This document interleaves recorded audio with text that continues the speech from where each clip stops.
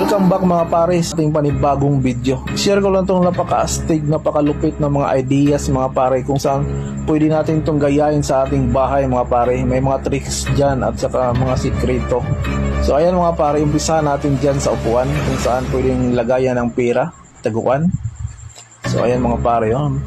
So pangalawa yung pare yung table. Biglang umusog. Tapos may daanan pala pababa.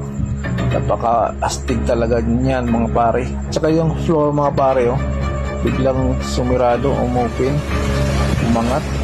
May daanan doon pa underground pala mga par. Mapapawaw ka niyan talaga mga par sa lupit nila na idea mga par. So ayan mga par yung pintuan. Biruin mo parang hindi siya pintuan. Talagang hindi ka mapasok ng magnanakaw nun kasi malito sila kung saan pintuan. Yan mga paro, mga kabinet nila mga paro. Ang lupit mga paro. Pati yung sa gilid may siya, may lagayan. Yung mga aids nila. So ayan mga paro, napakalupit. Ito yung gayain. So ayan mga paro.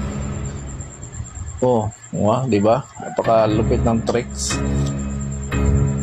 Biglang upuan. So ayan, yan ang pinakamalupit mga paro.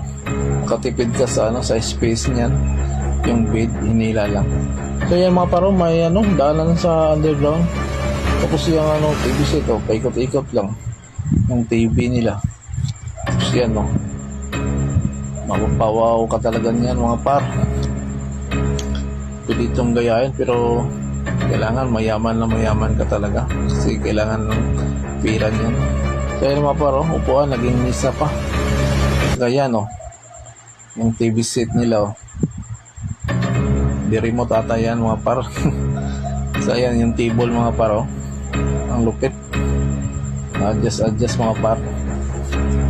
So ayan mga par ang pinakahuli, upuan may misa na, may mirror pa mga par, may salamin. Hanggang sa muli par.